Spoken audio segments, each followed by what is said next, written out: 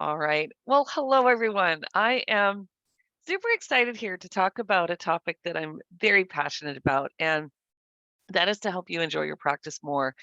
Um, it is when in speaking with literally thousands, I'm not exaggerating at all, literally thousands of accountants, bookkeepers, and tax pros over the every each year. Um, the theme of wanting to maximize your enjoyment, but also helping your clients be successful and having a life for yourself. That's what this presentation is all about. And I really hope that you are able to come away with a couple of tidbits or nuggets that can help you in the coming years. So I want to first of all, let's see if I can get my slide. There we are. So I like to start it with always revisiting your why. Why did you become? What was in your heart when you became an accounting professional? And if you are like most folks that I talk with, it was because you have a superpower and taking order, creating order out of chaos. Um, but you do that in order to help your clients. And that's where your giant heart comes in. And I literally have not met an accountant, bookkeeper, or tax pro that does not want to help their clients make better business decisions, have more successful businesses, thrive in their personal and family lives, and just basically, usually it comes down to making more money as ways to do that. Um, but you know all kinds of things that your clients don't know. And that bridging the gap between what you know and what your clients are willing to do and how and all of that, that's actually where the friction comes in. So we're going to explore this, but I wanted to acknowledge up front that there's a rare person, very rarely every once in a while, someone will say, "Oh, I did it because I want to make a lot of money." They usually say, "Because I can help my clients be more successful." So keep that in your hearts and your mind as we move through your own personal why, because always going back to that in a time of challenge or struggle or trouble can be a very grounding act. It's also the basis of this literally this whole presentation is helping clients be more successful. So I think some of you know me already, um, but just really the relevant experience that I have is that I've really been in the accounting and bookkeeping industry for a very long time. Um, I was the controller of a local county hospital dealing with doctors and mainly nonprofit.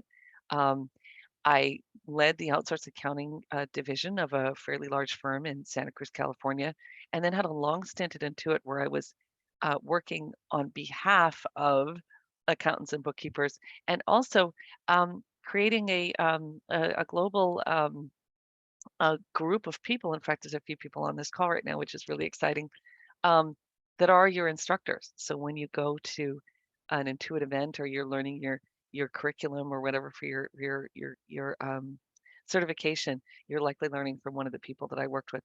And then I had the great delight of co-leading 7 QuickBooks Connect accountant tracks in the US, the UK, and Australia.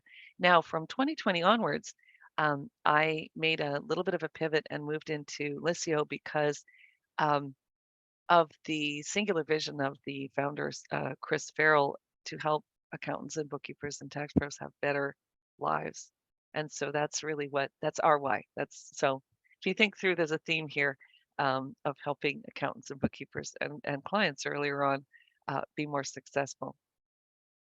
So one of the things we want to do at the beginning of this presentation is I'd like you to get clear on what is currently preventing you from really enjoying your days at work.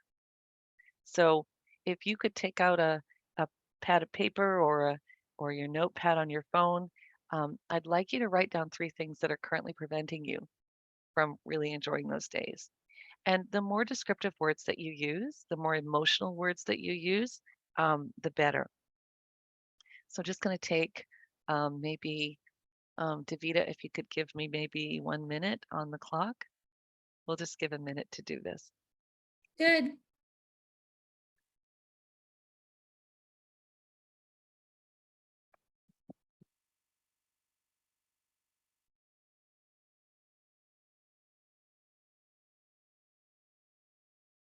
And the reason that we're doing this is not to be negative, but it's to help you hone in on some of the things that you might want to focus on and change in order to move forward.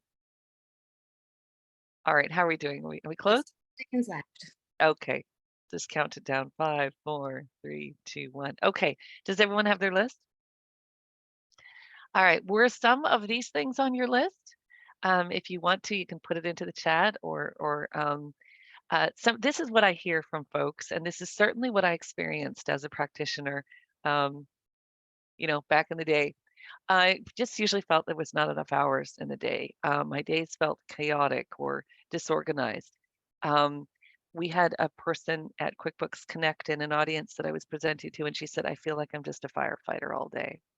Um, Another person said they were worrying things would slip through the cracks. A big one was about clients ignoring emails or being non-responsive. So that was a really big one. Concerns about missing a deadline or having to chase clients for documents in order to meet that deadline. Security worries, too many places to look, and clients texting you at all hours. And I appreciate overwhelm, fatigue, self-doubt. That's one of the things. I'm not sure who put that in. Was that Esther? Um, and yeah, that's a really big one. Um, the the idea of your day just being a little bit out of control and not feeling like you're really just sort of driving things, rather feeling maybe reactive. And that leads you to feel very, very tired. So I think all of you, you're not alone. This is what I wanted to tell you. You were absolutely not alone. And there are some things that you can do to take that control. And we're going to unpack those as we move through this presentation. Now, you have to kind of decide. Some of this has to do with your personal style. And so I'd like you to look at these two pictures and decide where you fall on this spectrum. These are extremes. So a marshmallow on the one side, you pretty much let your clients decide how they're going to work with you. Now, that sounds very client-centric and very wonderful, gives them a lot of choice, allows them um, to really kind of be who they need to be. However, it just wreaks complete havoc on you, and you may be feeling that may be some of the things that you wrote down because you are maybe too much on the marshmallow side of the spectrum here. The opposite is the other side, very, very rigid, is a dictator, and that's a person that says it's my way or the highway, and that has the advantage of having everything in the way that you wanted. However, that comes at a cost to you as well because you've got to police it and you've got to enforce it. And that can be exhausting as well. So, as you think through the feelings of and what you had written down for 3 things that were preventing you from having a great day every day at work and really enjoying your work life, um, you really need to think about what what is your personal style and how is that contributing to the feelings that you're having? And ideally, you would have a happy middle ground where everybody wins. So getting it right is super important. And I want to set the vision here for what your day would feel like if you literally came in every morning and you just had everything you need to do your job. You were able to see what the status of each client was. You knew the status of everything. You didn't feel like you were having to look in too many places. Um, you could really just see it at a glance. What if you did not have any late nights, evenings, or weekend work required? And I think most importantly is what if clients actually behaved? What if they sent you things when you needed them and you didn't have to chase? Now, when I set this vision for an audience a while back, I saw these faces, and I don't know if you can see my face. Can you see my face? They're like, I'm not gonna. Yeah, they were skeptical. They were really super skeptical, and there were a couple people in the audience that were nodding. And so I asked the folks that were nodding. I said, "Well, you've got a smile and a positive face. And they said, yeah, this is what we're working towards. This is what we want. And we do believe it's possible. So there were a few people that believed it was possible, and everybody else was like, I think this is out of reach. But I promise you, this is not out of reach. There's a combination of things that you need to do in your practice to make this happen. And the recipe is really simple. It's a simple recipe. Um, so just kind of like a cake, you got some elements that go into it. So you want to understand your current situation and your current style with clients. Now, we worked through a couple of exercises there for you to think about that. You want to imagine where you would like to be, and we've already done that. We've set that vision. Now we're going to take a look at understanding why clients misbehave. And in order to do that, we need to understand what makes them tick. And this all goes to boundaries, because when you create a win-win with your clients, it actually creates these great relationships with clear and automatic boundaries. And I want to just pause on that bit because no one likes to be the I mean, you didn't go you're not a policeman, you're not a law enforcement officer. What you are is an accounting professional who wants to help their clients win. You have a giant big heart. And so having to enforce boundaries and enforce things, probably for most of you doesn't feel like a lot of fun. It feels like, "Oh, I really don't wanna do that." And it's because it conflicts with your big heart. And many of you have these deep relationships with your clients as well. So there's that you wanna really just be nice and everything. But the goal here is to create these win-wins so that you can enjoy your practice more and your life more. And that's where I get all happy and excited, because that is my why, is helping you enjoy your practice more, which is going to lead you to a better life. So this recipe is actually very simple when you boil it down to the nubbins. So let's take the first piece of the recipe, and we have to understand what makes clients tick. And excuse me, a very important factor here is understanding that you're actually experiencing, whether you've realized it or not, whether you've kind of drawn those dots, you're actually experiencing, we're on the wave of a tsunami of change that is going to, by 2025, completely change the makeup of the workforce, which means that your clients that you'll be dealing with that base will be shifting as well. And the biggest thing is that 75% of the workforce by the year 2025. Now, we're sitting in that's only like it's only really a year away, because 2 years away, because we're gonna fly through 2023, we'll have 2024, and then boom, we are there. So if any of you think back to COVID, that was 2 years ago, and you're like, "Wait, what? That was 2 wow, what?" So, in fact, it was almost 3 years ago, because we had 2020, 2021, 2022, so it's 3 years ago. So that flew, right? So think about how fast time can go. Um, but the biggest thing about the millennials is that they are extremely hardworking. For people to say they're slackers, that just means they're not understanding the way they work. They're extremely hardworking. They hustle. Um, they walk around all day with this in their hands. Literally, it's never more than a foot away from them. So their phone is just attached at their hip. Um, so mobile is assumed. And so if you don't give your millennial clients um, a way to deal with you mobile in a mobile way, they will create a way to deal with you in a mobile way. They ignore emails. They don't own printers or scanners, and they have a collective spending power right now of $150 billion, and that's just the US. There are 75 million millennials, and that's just a US stat. Now, yes, 25% of your clients will still be the Gen X, maybe some boomers, and they may have mostly retired by then, and some Gen Zs or Gen Z, however you say that, if you're in Canada or the US, the folks. But the key thing about the millennials to understand is that they're not kids. The oldest millennial in the year 2020 turned 40.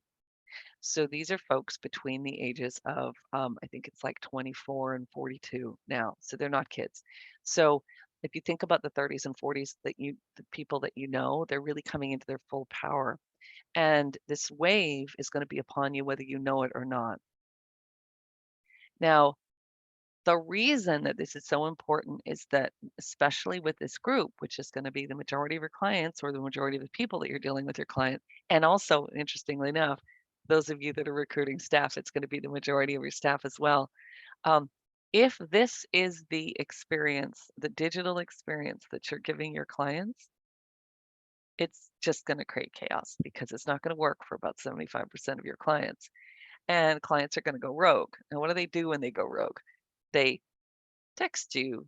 They text you pictures of documents. They use social media or WhatsApp or um, other formats of getting in touch with you, or perhaps worse. I think the worst thing is when they do email you back, but they email you just open documents.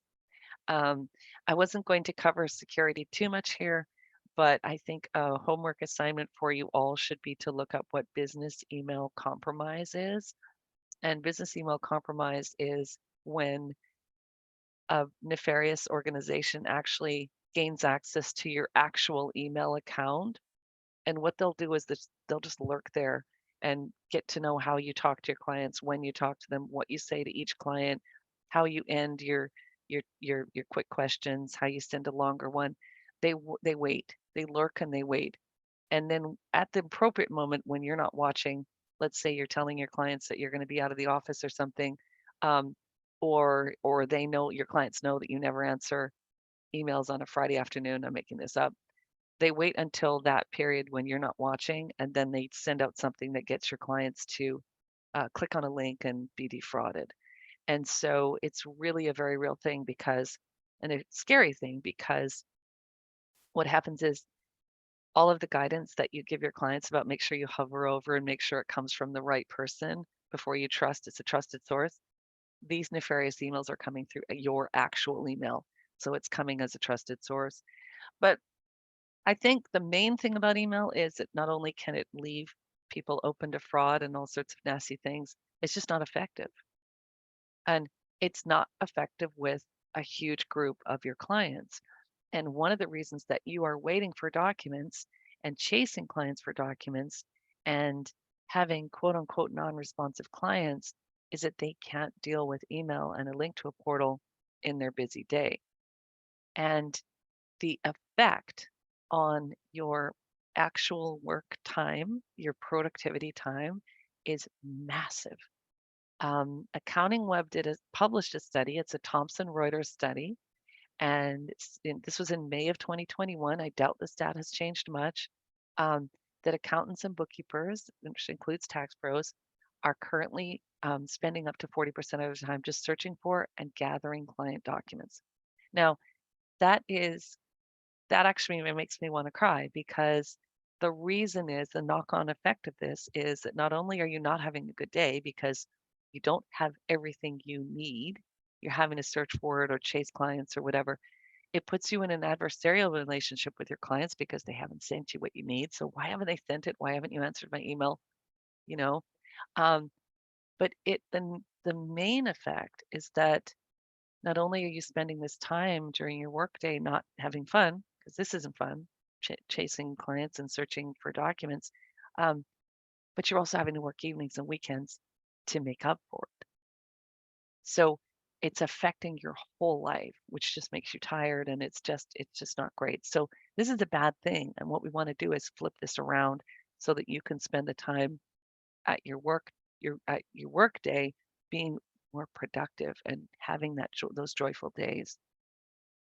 So for the very best results, you really have to walk in your client's shoes.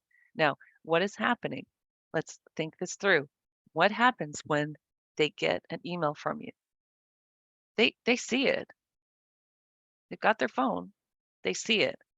But there's this sinking feeling that happens inside their hearts because they know immediately they cannot respond. Now, why can't they respond? Well, they're they're at work or they're in a coffee shop or they're meeting with a client or they're en route to a job or they are not at their desk and they don't have a scanner. They don't have anything with them that could they can't respond. So they make a note. Okay, Allison needs a dog. Okay, Allison needs that. All right, I want to help Allison because it's important. I want to get my, I want to help Allison help me be more successful, or I want to get my tax return done or whatever. But what really happens is the day takes over and your email drops down and down and down and down into the inbox until it's out of sight, out of mind. They're dealing with other things, and they definitely don't want to try to log into your portal on their phone, and so they've probably already had a bad experience with your portal. So there's also you're putting barriers, basically just putting barriers in. And I want to be really clear. It's not what you're saying. It's the method that you're asking. It's the method that you're using is not matching their their it's not matching their busy day. So Davida, let's go ahead and launch the first poll. And I want to check and see for the audience here, what percent of the clients respond the first time you ask for something? And I was quite mathy here. Less than 10%, more than 10%, but less than 25%. So this is what percent of your clients respond the first time you ask? More than 25%, but less than 50%, more than 50, but less than 75, and more than 76%. We'll just give it a moment. It looks like the results have come in, so I'm going to end the poll. Great. What were the results? Let's share them with everyone so they can see all the different. Oh, we got a mix. We Oh, did. look at this. We have 7% said 76% plus. That is really interesting. If you notice here, the bulk of you are in the less than 50%. And there's 36, 35, 30, 35% of you are less than 25%. So this is actually a fairly, a fairly serious issue that your clients are pretty much not responding. All right, so let's go ahead and move on. So for the best results, what you really need to do is to match your ask to what your clients can actually do. And this is where that walking in their shoes is super important. You need to understand, like, how can you ask them in a way that doesn't force you to have to badger and ask again, and that they can be successful. So I just want to quickly share with you, this is a great way to ask. Um, if you give them something that's super simple, like Listio is drop dead simple for clients, and there's a browser version, works on Mac, PC, phone, Android, iPhone, tablet. It works on all the different things. But if you look at the various ways of signing in, you can even sign in with your face. And so you're going to eliminate that friction of having to help them log into your portal. But you've also got something that they can carry around with them in their hand. Now, one of the things that we did was we had asked, and we did a study in, Listio published a study in October of 2022. And we had polled, we actually polled thousands of accountants, and we had, I think, about 500 answer. What was your, how important was it for you to get the right clients? And 97% of the firms that answered responded that getting the right clients was their top priority. But 75% of those same firms acknowledge that they need to make things easier for clients. So there was this gap. They want to get the right clients, but they need to make it easier. And only 12% of their firms rated their online experience as being very good.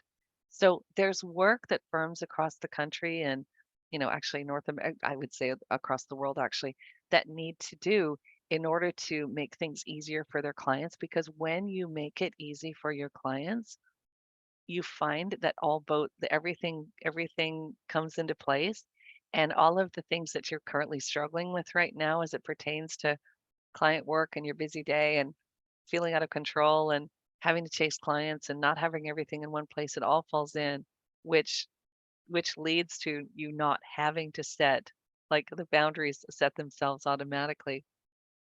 So let's take you through a few questions here that you can ask.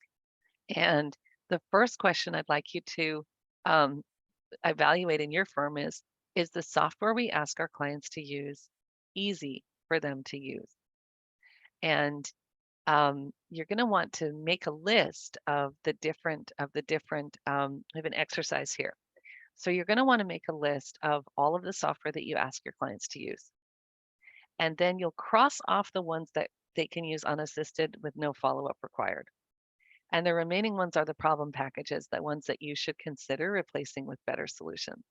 So we're going to give you a minute now, and I'd like you to write down all of the software packages, any digital software that you ask your clients to use, and then cross off the ones that require no follow-up on your part. Clients are just 100% successful with them. And this, of course, is going to be very individual for every firm here. So go ahead and make a list here.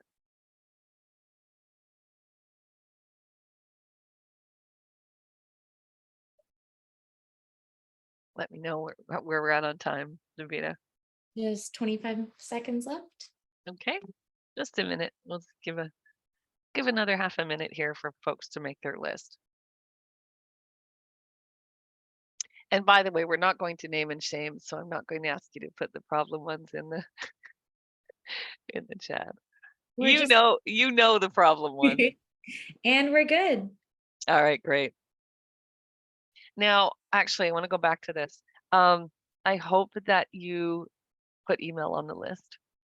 So make sure that you did. If you did not put email on your list, you need to put it on. And that is one of the problem packages because you have to follow up.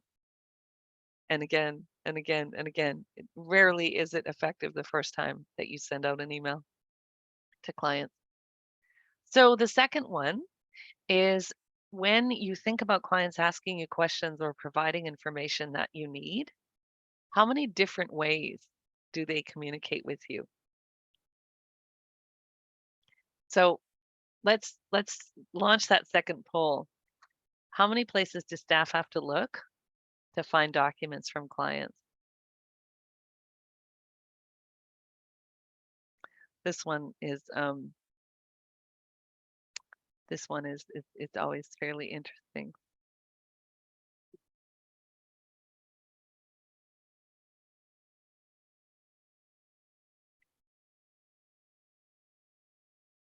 How are we doing there, Davida? Just getting the few last questions in. Okay.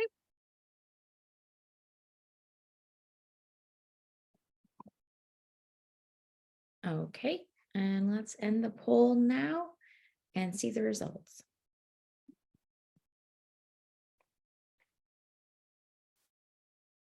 Yeah.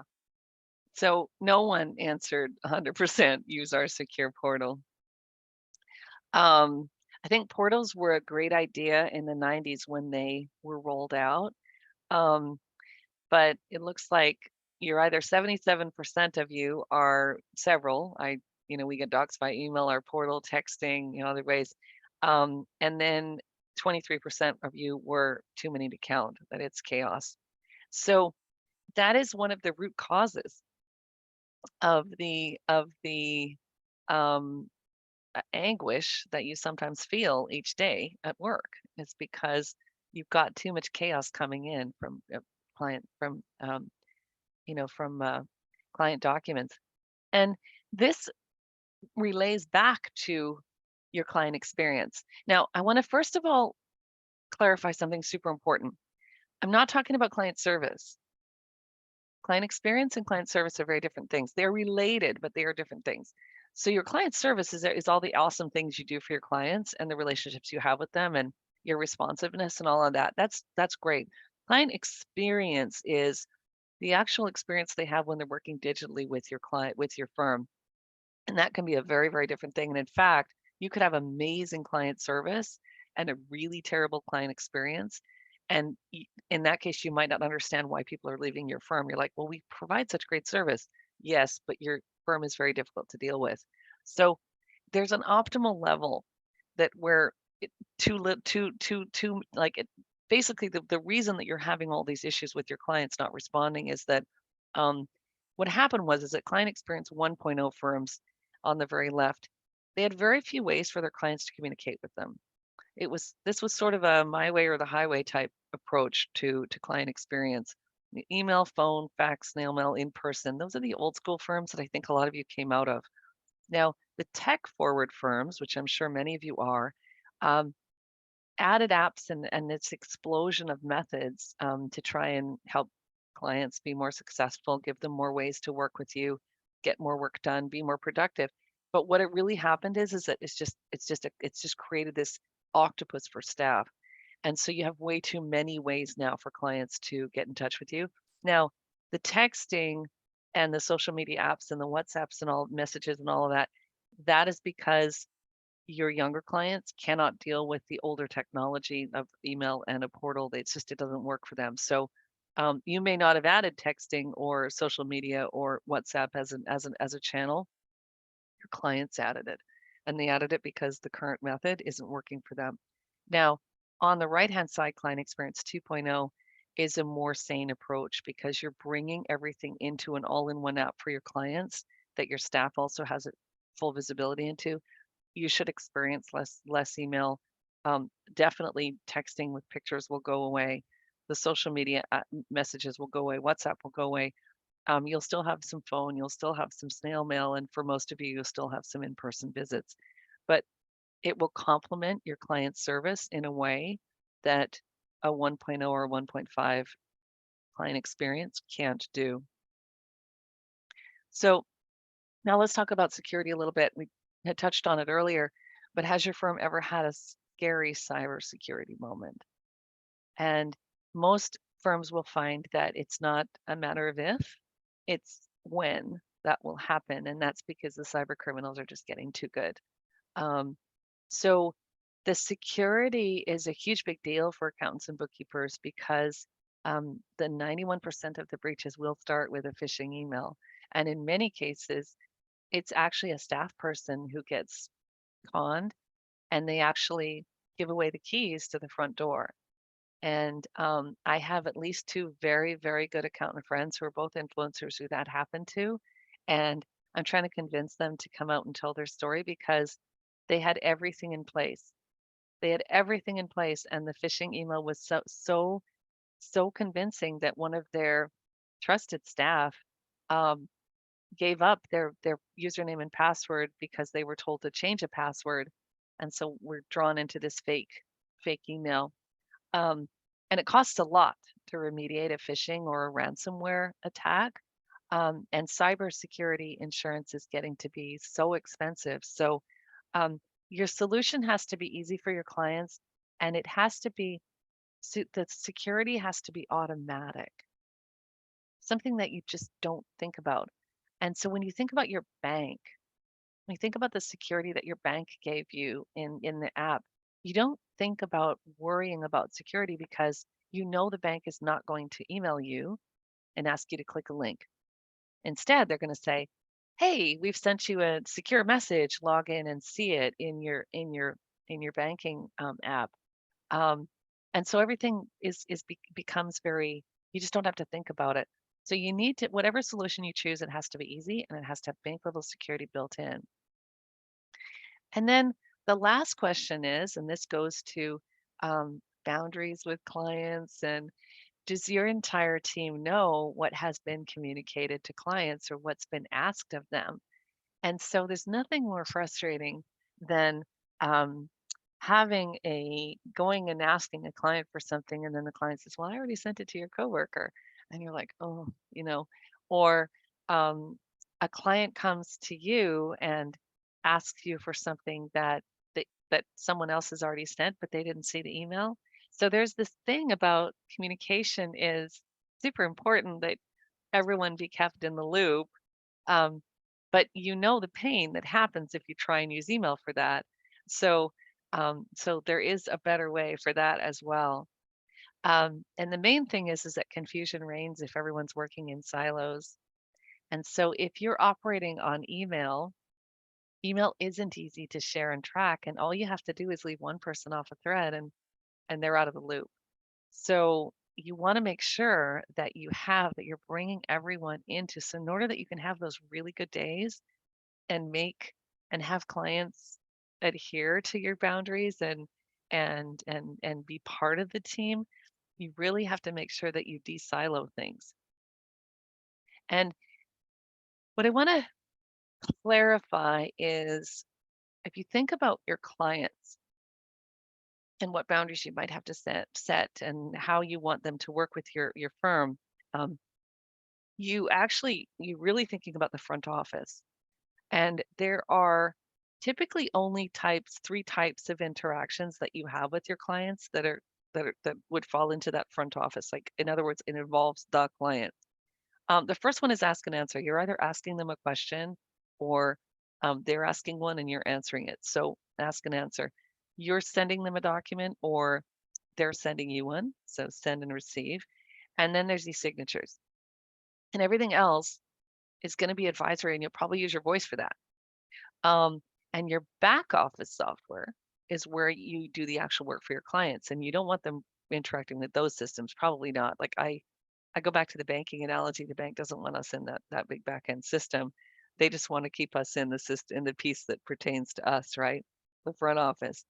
Um, so once you kind of get a really good handle on what's happening where, you can start to think about what solutions are going to be good for you to help you streamline these things. And ideally, you choose one system to handle all of these different things. And so it's really vital that you set it up so that everyone wins.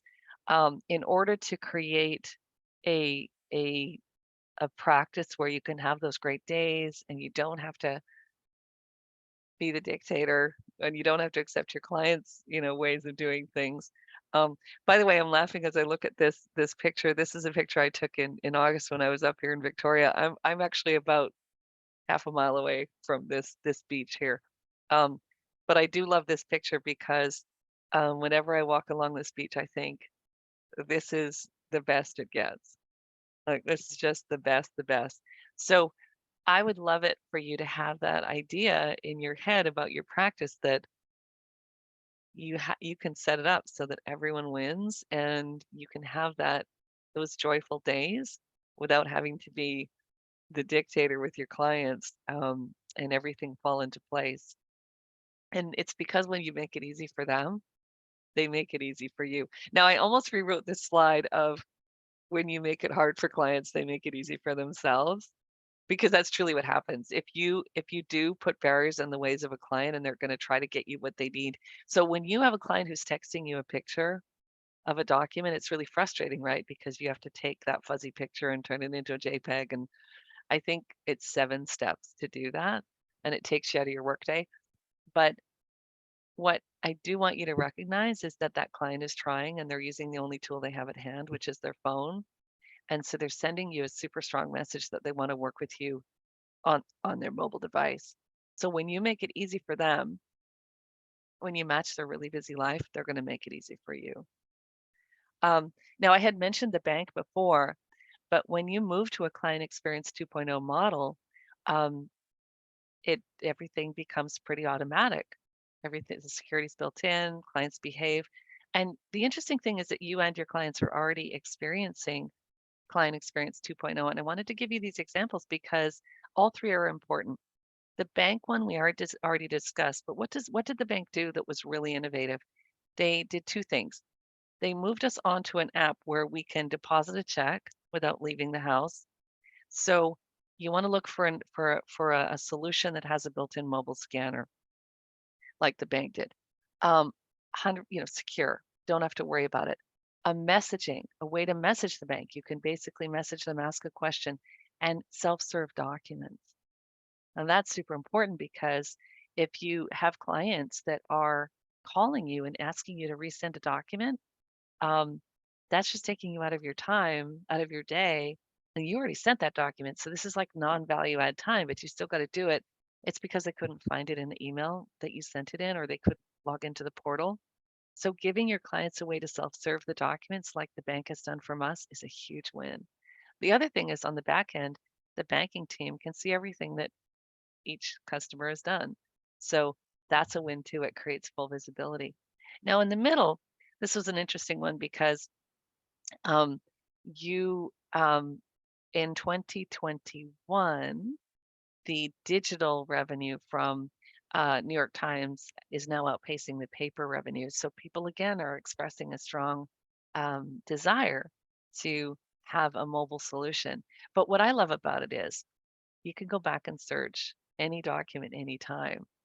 So giving your clients the ability to go back and find a document that you've sent them a year ago or whenever is a huge win. And the searchability is, oh, I'm sorry, a bird just hit my window. She saw me jump. Um, that was scary. The giving your clients a way to search a document that you've sent them and easily find it, it's huge. And then Home Depot, off the hook, awesome experience because you can actually text them through the app and they will answer. They will actually let you know if they have that patio set that you're looking for, and it's just crazy. So the reason I wanted to spend a little time on this slide is that I think it's time for the accounting, bookkeeping, and tax industry to step up and offer this kind of experience to their clients because it's a win-win for everybody. And I have a couple of slides on Lisio that I'm going to fly through really quickly, but just to show you what this would look like if you were to offer this experience to your clients. So you have, in this instance, your clients inbox, 7, tasks 14. This is the firm view.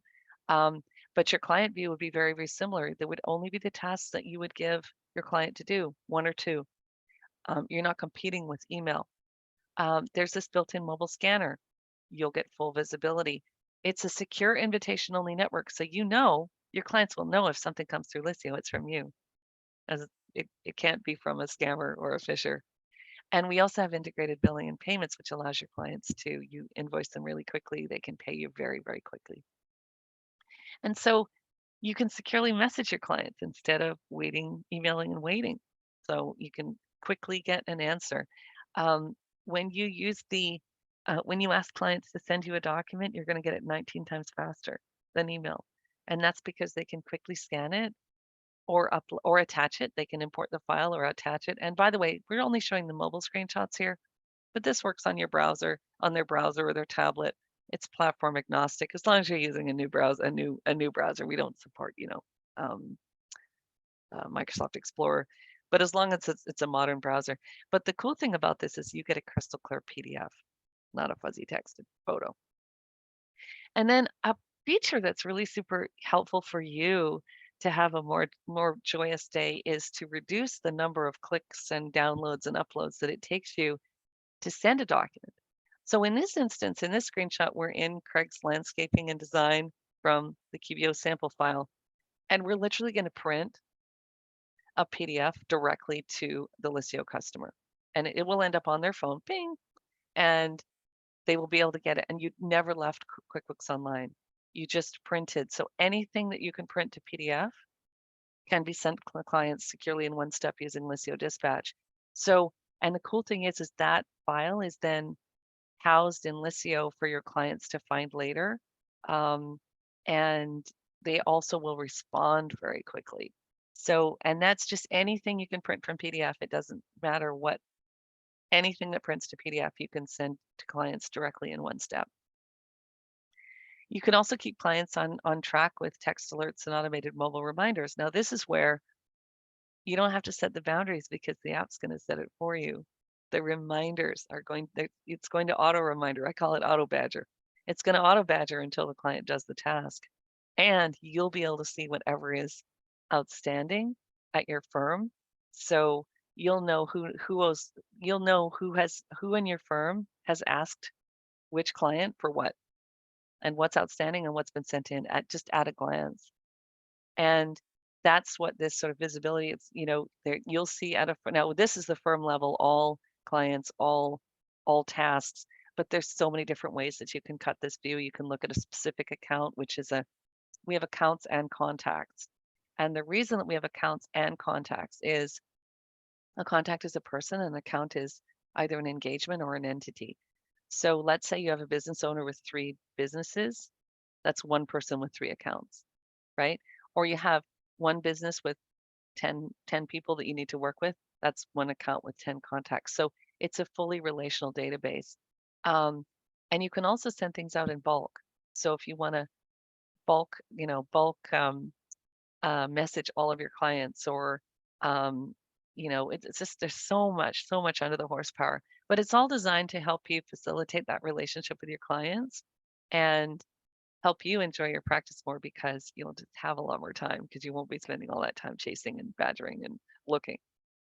So we have our last poll, and then after the poll, I want you to stick around because I've got some magic words that I'm going to give you that's going to help you um, get what you need from your clients in the way that you want it. So we'll just give this is just a simple one. It's just, would you like more information about Listio? Yes, no, or I already use Listio. So we can fly through that one pretty quickly. So Davita, let me know and we can move on. Yeah, we're just waiting for the last few respondents. Okay, great.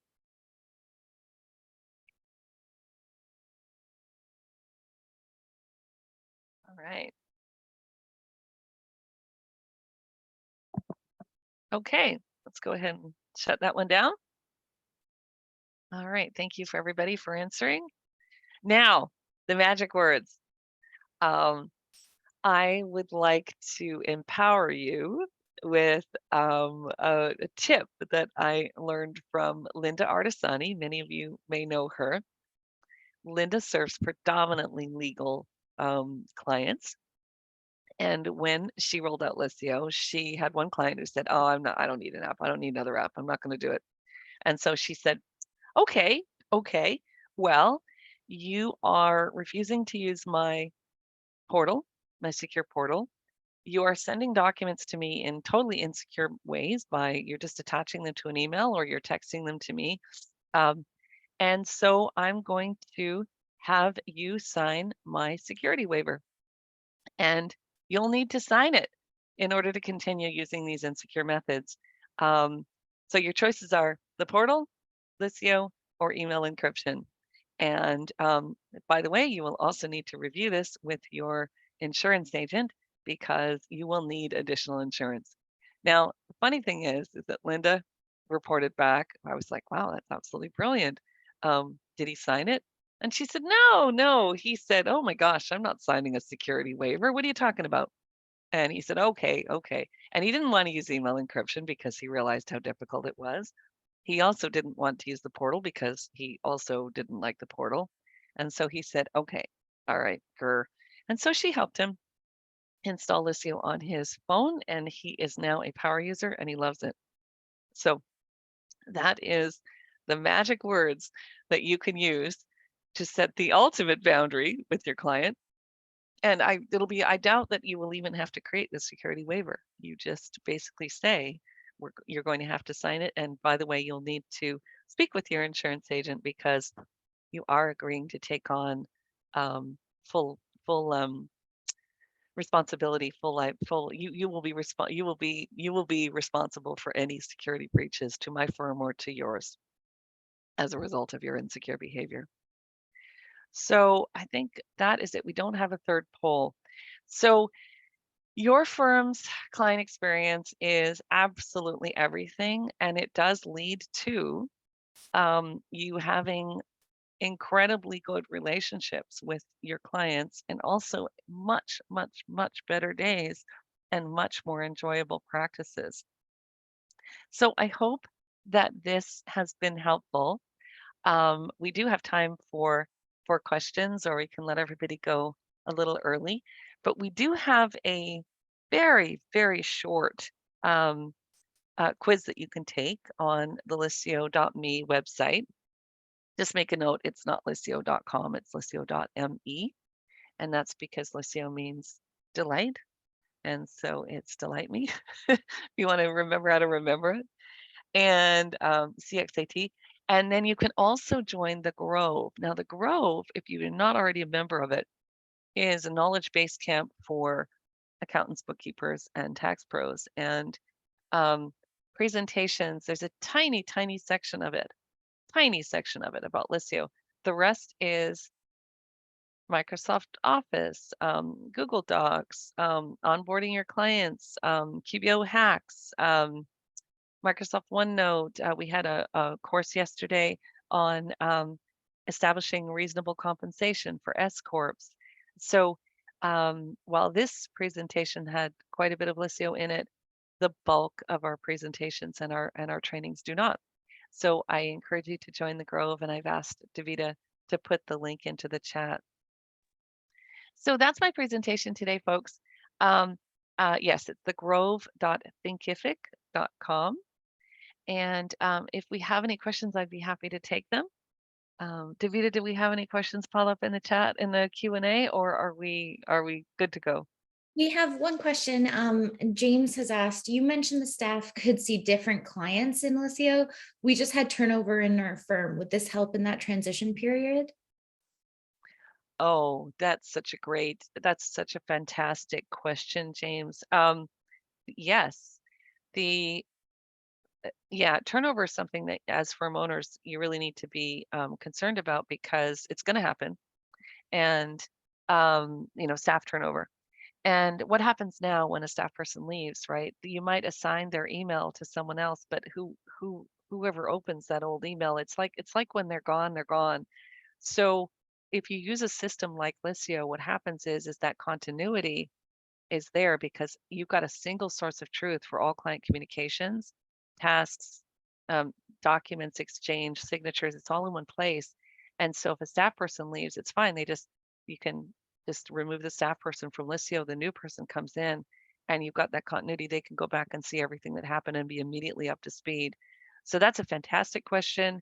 Um, I did not mention that in my presentation, but that is a very, very good one, James. Very astute question. Thank you for asking that. All right. Is that it, Davida? Do we have any more? That's it for today. Great. Well, thank you, everyone. Thank you so much for joining us. And this presentation will be made available on the Grove, and we will send you instructions for how to get in. It's free, so you don't have to worry about it's not a paid thing. And I hope you have a fantastic day. Thank you so much.